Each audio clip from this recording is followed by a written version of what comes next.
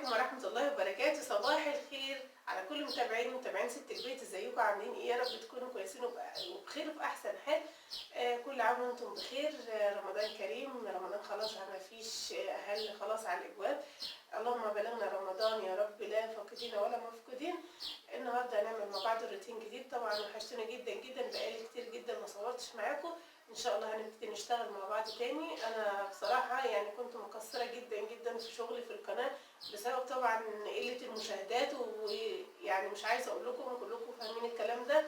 النهارده هنعمل مع بعض روتين جامد جدا جدا وغدانا حلو جدا جدا. بس لاول مره يشوفني، مش هفكركم اللي اول مره يشوفني ما اشتركش في القناه بسرعه ينزل على كلمه الاشتراك تحت الفيديو باللون الاحمر، اشترك في القناه. ما تنسوش تفعلوا الجرس على كلمه الكل عشان كل ما انزل فيديو تشوفوه. ما تنسوش لايك وشير وسبسكرايب للمؤيد عشان تشجعوا تعملوا لكم كل جديد. اول حاجه كده هنسمي الله ونصلي على رسول الله. اللهم صل وسلم وزد وبارك عليك يا حبيبي يا رسول الله، صلاه تنفك بها الكرب وتنحل بها العقد ان شاء الله. عندي بقى شويه مواعين كده ايه في المطبخ. هنشطب الدنيا وهنروق الدنيا، بس مش هفصل الكاميرا معاكم عشان ما اطولش عليكم في الفيديو. تمام. يا رب بقى الفيديو بتاعي يعجبكم. ما تنسوش في اللايك واستنوني هرجع لكم تاني عشان ما اطولش عليكم في الفيديو. بحبكم جدا جدا جدا. ربنا يخليكم ليا، عيلتي الجميله، عيلتي اللي بحبها قوي قوي قوي، ويديمكم في حياتي نعمه. اللهم امين يا رب العالمين. طولت عليكم النهارده في المقدمه عشان بجد وحشتوني جدا جدا جدا، وبحبكم جدا جدا كل متابعين ست البيت داخل مصر وخارج مصر. ربنا يخليكم ليا. استنوني اشطب المطبخ كده واشطب الحوض وارجع لكم عشان نشوف الغدا بتاعنا ايه. يلا بينا. اول حاجه هنعملها مع بعض، هنعمل كده ايه طبقين كده، كام طبق من المهلبيه او الحلويات زي ما بيسموها بقى في هنا معايا. تقريبا كده 2 كيلو لبن بقري. تمام كده. هسيبه لما يغلي كويس جدا. تمام. اهم حاجه في اللبن ان تغليه كويس. هسيب اللبن بتاعي يغلي وهرجع لكم ايه. طبعا الحلويات او المهلبيه اللي هعملها طريقتها سهله جدا جدا. لبن وسكر ونشا وخلاص كده، شكرا، والموضوع سهل وبسيط. فهنعملها الاول عشان كده احنا لسه الصبح، عشان انتوا عارفين لازم تبرد وتتحط في التلاجة، وبعد كده هنشوف الغدا بتاعنا ايه. ما تنسوش اللايك لام ايه عشان ايه تشجعوها كده تستمر معاكم، وما تنسوش كومنت حلو. ثم اللبن اهو. بسم الله.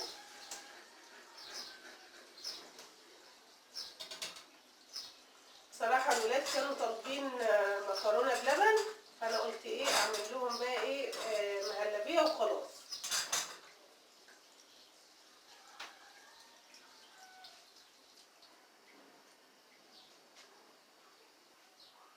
معايا هنا يا حبايب قلبي اللبن داخل على مرحلة الغليان أهو. تمام كده. هخليني بقى معاه للآخر لحد ما يكمل الغليان بتاعه. تمام كده. هجيب طبق مسطح أحسن. خلي بالك. هنزل بقى بالسكر. بسم الله. طبعا السكر حسب الرغبة. سكر اللبن هيتدمر اللي هي الدنيا. بسم الله.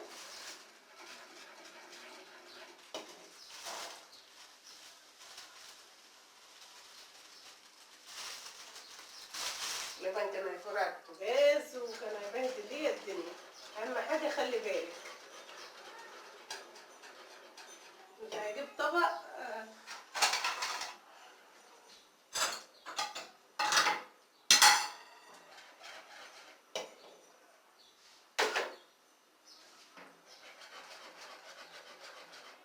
طبعا تدوقي اللبن بتاعك تشوفي السكر بتاعه. بسم الله.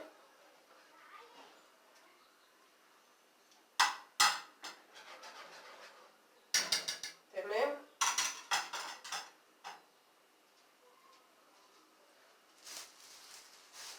معايا هنا طبق. تمام كده. وفيه بقى ايه يعني ايه ربع كوبايه كده من الميه. بسم الله. معايا نشا اهو. بسم الله. احط انا بقى ايه معلقتين كده كبار. بسم الله.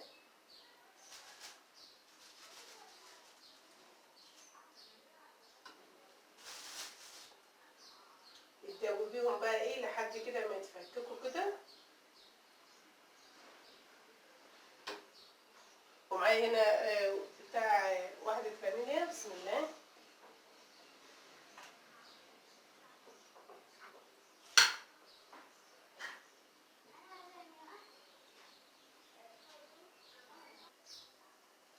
هنا حبايب قلبي دوبت النشا في الميه. بصي اهوت مفيش اي حاجه خالص، ومعايا اهو اللبن بيغلي كمان. بسم الله الرحمن الرحيم. ههدي النار. بسم الله، بسم الله الرحمن الرحيم.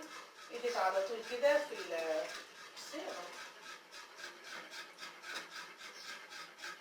ايد تقلب وايد تصب عشان اللبن ما يكترش معاكي. بصي اهو، وهدي النار خالص عشان الحله ما تقطعش مني. بسم الله الرحمن الرحيم. بصي اهو،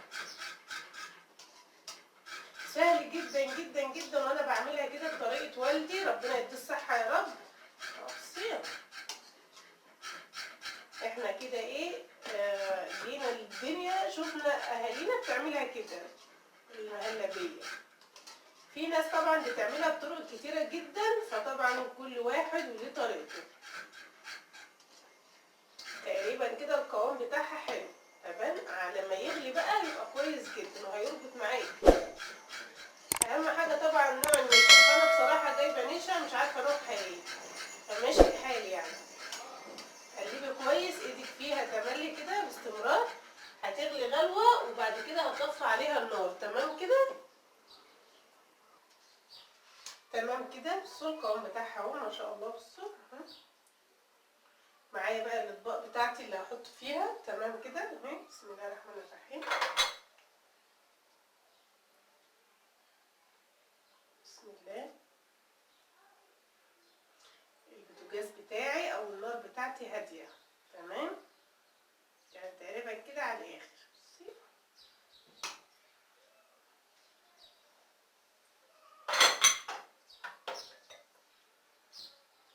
بصي وسكرها مظبوط.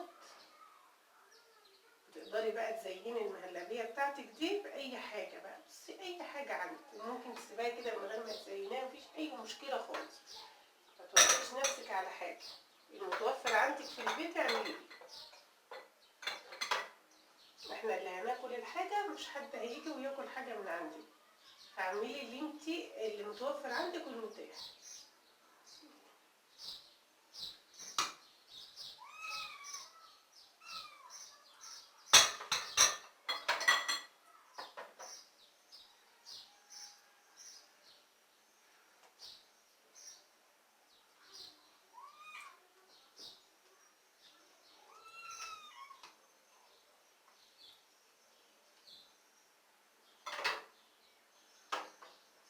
هخلص بقيه الكميه وهرجع لكم تاني. زي ما قلت لكم بقى طبعا التزيين ده حسب الرغبه. تمام كده. انا معايا اللي هو جوز الهند، ومعايا كام واحده من الزبيب وكام واحده من السودان. تمام. نحط بس كده على الوش كده. بسم الله الرحمن الرحيم. طبعا حابه تسيبيها كده، حابه تزينها انت وراحتك. شوفوا ولادك بيعملوا وبيحبوا ايه واعمليه.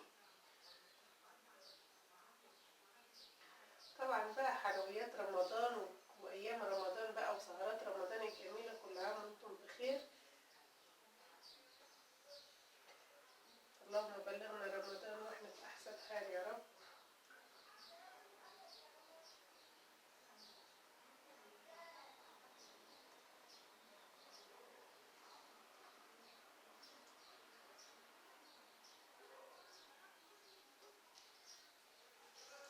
طبعا بتسيبي المهلبيه بتاعتك لما تبرد خالص، وبعد كده بتحطها في التلاجة. متحطهاش وهي سخنه كده.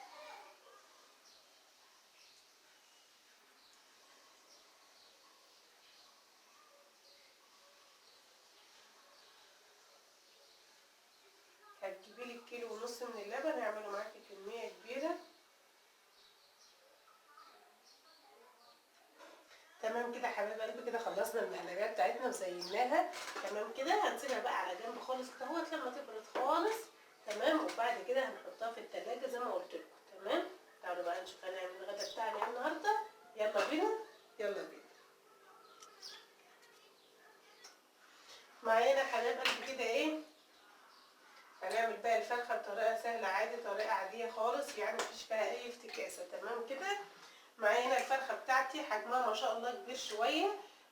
فانا ايه قسمت ايه القطعه بتاع الصدر كده لجزئين. تمام كده ما شاء الله. فراخ تربيه بيتي. بسم الله. معايا هنا الزيت هيسخن معايا. هنزل بقى ايه ادي الفراخ بتاعتي صدمه كده. بس الاول هعمل ايه، هقطع البصل ده معايا كده. تمام كده، بسم الله.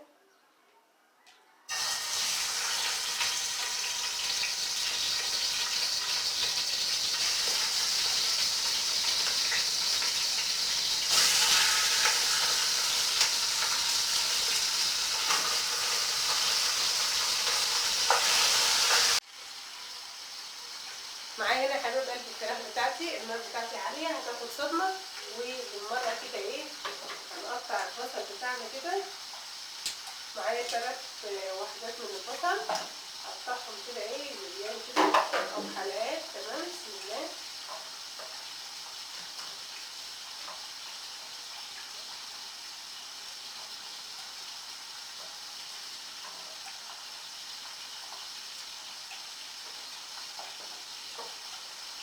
طبعا حابه تقطعي اللي انت حباها براحتك. تمام، حابه تسيبيها كده برضه زي ما هي برضه براحتك.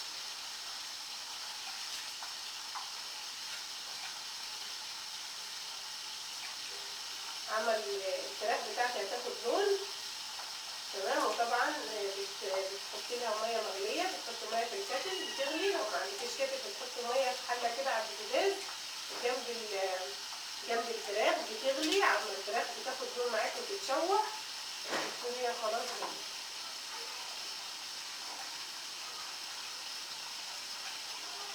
هي حلوه كده من البصل.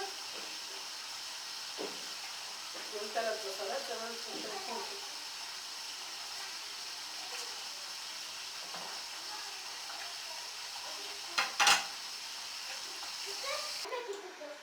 تمام كده، الفراخ خدت معايا تشويحه.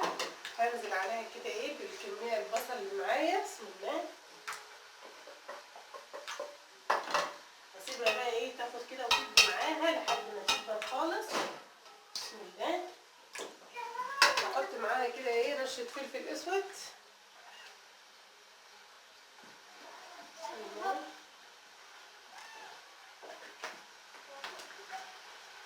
وهحط كمان معاها ايه ورق لوري كده.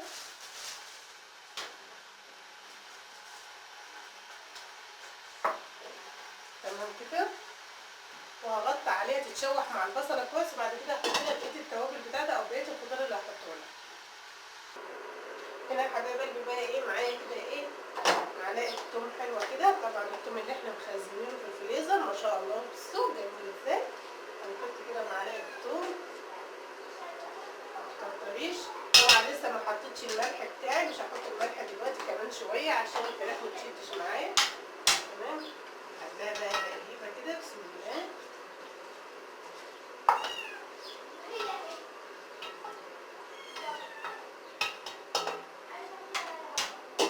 معايا هنا بقى يا حبايب قلبي هنعمل الرز بتاعنا بطريقه سهله جدا جدا، عملته معاكم كتير قبل كده.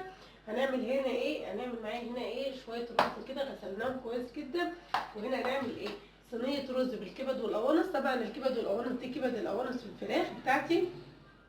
طبعا انا سويتها كويس جدا يعني نص سويه كده.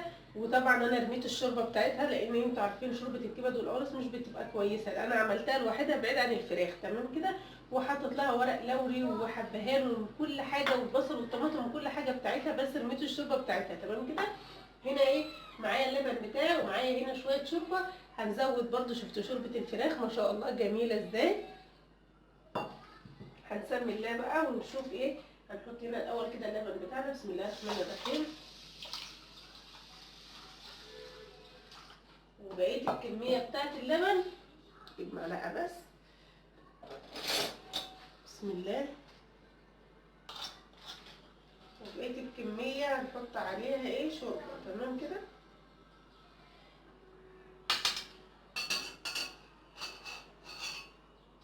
هنحط الملح بتاعنا. بسم الله الرحمن الرحيم. هنركن بقى دي كده على جنب. تعالوا بقى نشوف الايه الصينيه الصغيره. هنزود دي كمان شويه ميه. طبعا هنحط السمنه بتاعتها. تمام، هنا وبرده شويه لبن.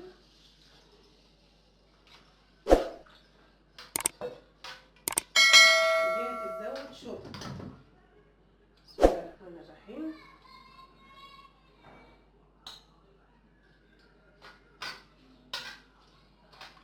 انا حاطه الكبد والقوانص بتاعتي ملح، بس برضو ايه مش مكتره عشان هحطه للرز. تمام كده، بسم الله. تمام كده. هنا بقى يا حبايبي زي ما حضراتكم شايفين هنزود بقى شويه شوربه كده. بسم الله الرحمن الرحيم.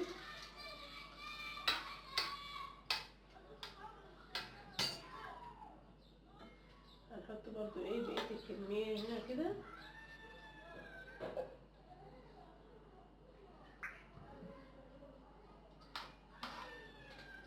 هحط كده برضو ايه ازود شويه شوربه كده صغيرين.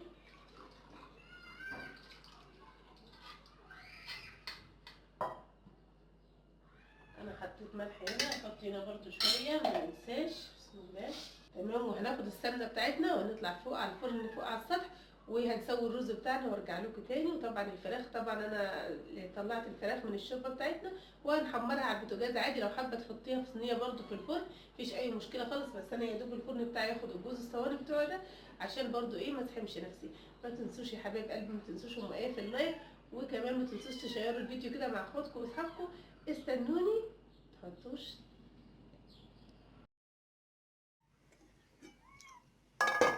شوفوا الرز بقى اللي بالكبد والقوانص ما شاء الله بصراحه ابني ما صبرش فغرفت له كده اكل منه. شوفوا الرز بقى كده ده، والفراخ اهي ما شاء الله حمرتها ما شاء الله. الفرخه عامله معايا كميه كبيره ازاي ما شاء الله. الف هنا وشفا. بصوا بصوا الحلاوه والجمال. شوفوا الرز مفلفل وجميل ازاي،